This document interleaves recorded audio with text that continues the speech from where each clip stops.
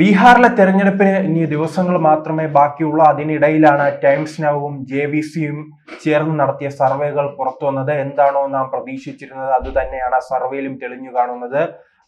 വരുന്ന തെരഞ്ഞെടുപ്പിൽ ഏകപക്ഷീയമായ ഒരു മത്സരമാണ് നിലവിൽ നടക്കുന്നത്. ബീഹാറുമായി ബന്ധപ്പെട്ട് രണ്ട് സഖ്യകക്ഷികൾ മത്സരിക്കുന്നു. നമുക്കറിയാം NDAയും അതോടൊപ്പം തന്നെ മഹാഗഡ്ബന്ധനും.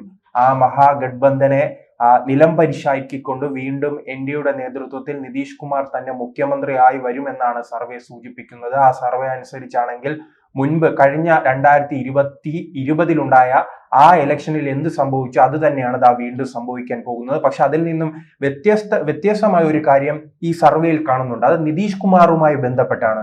ഈ ജനപ്രിയനായ മുഖ്യമന്ത്രി ബീഹാറിലെ ജനങ്ങളോട് ഒരു ചോദ്യം ഉന്നയിക്കുകയാണ്.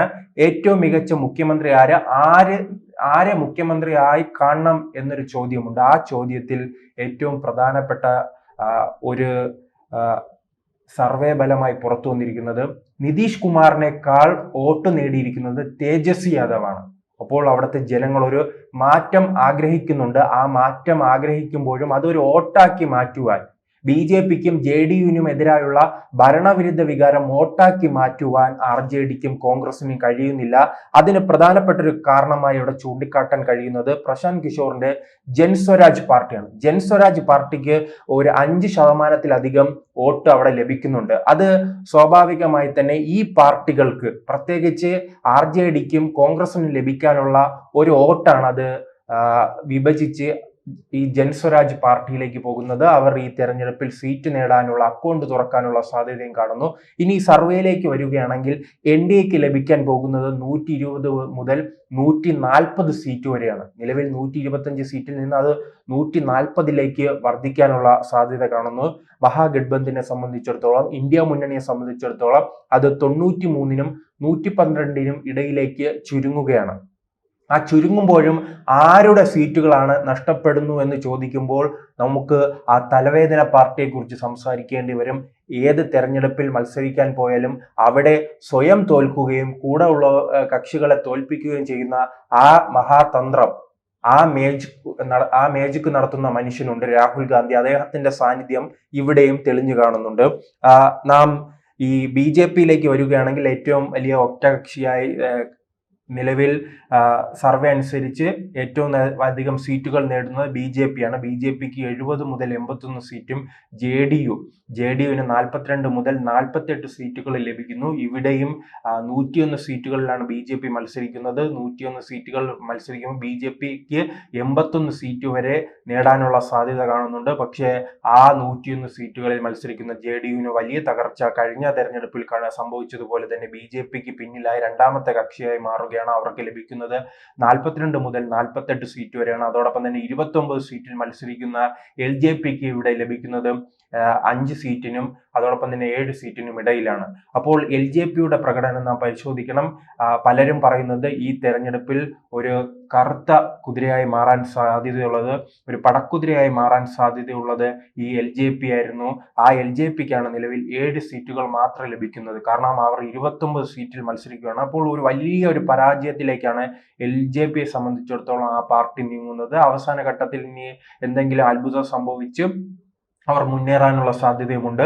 കാരണം ഈ LJPയെ സംബന്ധിച്ചിടത്തോളം നാം കഴിഞ്ഞ ലോക്സഭാ തെരഞ്ഞെടുപ്പ് പരിശോധിച്ചാൽ അവർ 7 സീറ്റിൽ മത്സരിച്ച് 7 സീറ്റിൽ അവർക്ക് വിജയിക്കാൻ കഴിഞ്ഞു. അപ്പോഴേക്കും ഈ സർവേയിൽ എന്തുകൊണ്ട് അങ്ങനെ ഒരു മാറ്റം സംഭവിക്കുന്നില്ല? അവിടെ JDUവും LJPയും തമ്മിൽ വലിയ രീതിയിൽ പ്രശ്നങ്ങൾ നടക്കുന്നു. ആ പ്രശ്നത്തിന്റെ അടിസ്ഥാനത്തിൽ ഈ പാർട്ടികൾ തമ്മിൽ പരസ്പരം കാലുവാരുന്നുണ്ടോ എന്ന് ഈ സർവേയിലൂടെ നാം പരിശോധിക്കേണ്ടിയിരിക്കുന്നു.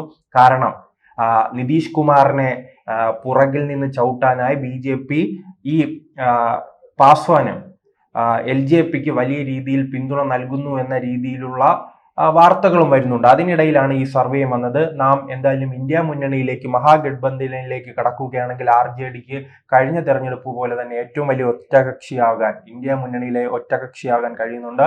അവർക്ക് 78 സീറ്റുകൾ വരെ ലഭിക്കാനുള്ള സാധ്യതയുണ്ട്. കോൺഗ്രസിനെ സംബന്ധിച്ചിടത്തോളമാണ് നാം ആദ്യം സൂചിപ്പിച്ചതുപോലെ തന്നെ ആ മാന്ത്രിക വിദ്യ, സീറ്റുകൾ അടിവച്ച് വാങ്ങുക, പരാജയപ്പെടുക എന്ന തന്ത്രം ഇവിടെയും ഫലിക്കുന്നുണ്ട്.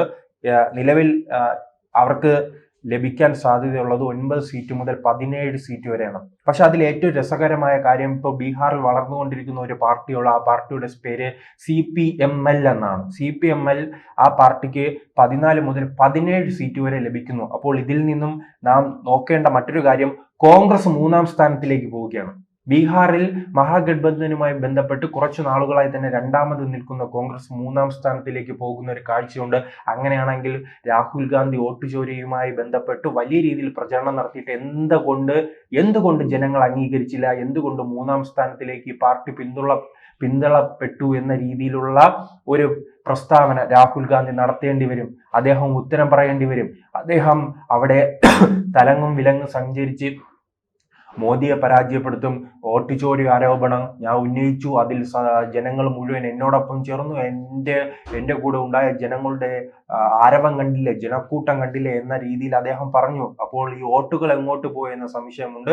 കാരണം പരാജയം സംഭവിക്കുമെന്ന് അദ്ദേഹം മനസ്സിലാക്കിയത് കൊണ്ടുള്ള ഒരു കുതന്ത്രമായി അവസാനം ഇത് വ്യാഖ്യാനിക്കും. നമ്മൾ കേരളത്തെ സംബന്ധിച്ചിടത്തോളം പ്രധാനമായി നോക്കുന്നത്, കേരളത്തിലെ മാധ്യമങ്ങൾ ഏത് സംസ്ഥാനത്ത് പോയാലും അവർ നോക്കുന്നത് ചുവപ്പ് കൊടിയായിരിക്കും. നമ്മുടെ കനൽ ഒരു തരി ഏതെങ്കിലും മുക്കിലും മൂലയിലും ഉണ്ടോ എന്ന് പരിശോധിക്കും. നമ്മുടെ CPM-ന് അവിടെ ഒരു തരി ലഭിക്കുന്നുണ്ട്. ഒരു തരിയല്ല, 1-നും 2 സീറ്റിനും ഇടയിൽ അവർക്ക് ലഭിക്കുമെന്നും ഈ സർവേ സൂചിപ്പിക്കുന്നു. അങ്ങനെ കനൽ ഒരു തരി വീണ്ടും ബീഹാറിൽ ഉണ്ടാകാനുള്ള സാധ്യതയുണ്ട്.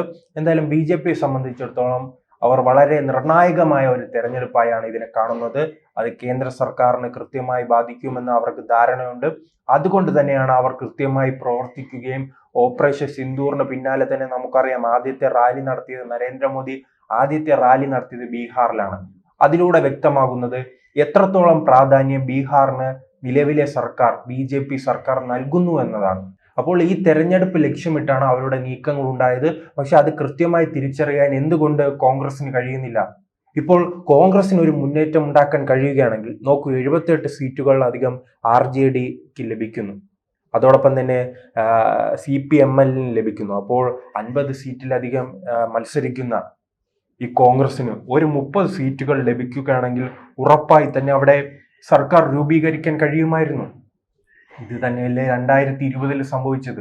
RJDക്ക് വലിയ മുന്നേറ്റം ഉണ്ടായപ്പോൾ തിരിച്ചടി ഉണ്ടായത് കോൺഗ്രസിനാണ്. ആ തിരിച്ചടിയുടെ ബലമാണ് മുഖ്യമന്ത്രി കസേര RJDക്ക് ലഭിക്കാത്തത്. അങ്ങനെ ഒരു തവണ കൂടെയുള്ള കക്ഷിയെ അവർ പരാജയപ്പെടുത്തി. എന്നിട്ടും എന്തുകൊണ്ട് തങ്ങൾക്ക് വിജയിച്ചു കയറണമെന്ന ചിന്ത ഈ പാർട്ടിക്ക് ഉണ്ടാകുന്നില്ല? അങ്ങനെ ചിന്ത ഉണ്ടായിരുന്നെങ്കിൽ ഈ പാർട്ടിക്ക് RJDക്ക് വലിയ രീതിയിൽ ഗുണം ചെയ്യില്ലേ? അതുകൊണ്ട് തന്നെ അവർ ദേശീയ രാഷ്ട്രീയത്തെ ലക്ഷ്യമിട്ടാണ് RJD ഇങ്ങനെ നിൽക്കുന്നത്. കോൺഗ്രസിനെ ചവിട്ടി പുറത്താക്കണം. നിങ്ങൾ എന്തിനു വേണ്ടി ഈ വിഴുപ്പ് ചുമക്കുന്നത്? കാരണം കഴിഞ്ഞ 5 വർഷം മുൻപ് പരാജയപ്പെടുന്നു. ഈ 5 വർഷം കഴിഞ്ഞപ്പോഴും അതേ ഒരു കോൺഗ്രസിന് ഒരു മാറ്റം ഉണ്ടാകുന്നില്ല. അവർ വിജയത്തിന് വേണ്ടിയുള്ള തയ്യാറെടുപ്പുകൾ നടത്തുന്നില്ല, ജനങ്ങൾക്കിടയിൽ ഇറങ്ങുന്നില്ല. മികച്ച നേതാക്കൾ പ്രശ്നങ്ങൾ വരുമ്പോൾ അത് പരിഹരിക്കാനായി രംഗത്ത് വരുന്നില്ല. പ്രാദേശിക നേതാക്കൾ അവരുടെ ഇഷ്ടത്തിനനുസരിച്ച് മുന്നോട്ട് പോവുകയാണ്. അതുകൊണ്ട് തന്നെ ബീഹാറിലെ കോൺഗ്രസിന്റെ പ്രസിഡന്റിനെ പട്ന വിമാനത്താവളത്തിൽ വെച്ച് കോൺഗ്രസ് പ്രവർത്തകർ തന്നെ കൈകാര്യം ചെയ്തത്. കാരണം വിജയ സാധ്യതയുള്ള സീറ്റുകൾ പണം വാങ്ങി വിൽക്കുന്നു എന്ന ആരോപണം ഉയർന്നു. അങ്ങനെ ആരോപണം ഉയർന്നപ്പോൾ കൃത്യമായ അന്വേഷണം നടത്താനോ അവിടെ പ്രശ്നങ്ങൾ പരിഹരിക്കാനോ എന്തുകൊണ്ട് ദേശീയ നേതാക്കൾ ഓടിയെത്തിയില്ല? അങ്ങനെയാണ് ഇപ്പോൾ ബീഹാറിൽ കോൺഗ്രസിന്റെ അവസ്ഥ. ആരും ചോദിക്കാനും പറയാനുമില്ല. എല്ലാവരും സ്വന്തം ഇഷ്ടപ്രകാരം പ്രവർത്തിക്കുന്നു. എന്തായാലും ഈ സർവേ അനുസരിച്ച് മികച്ച വിജയം ഡൽഹിക്കും ഹരിയാനയ്ക്കും മഹാരാഷ്ട്രയ്ക്കും പിന്നാലെ BJPയുടെ പടയോട്ടം ബീഹാറിലും ഉണ്ടായിരിക്കുകയാണ്.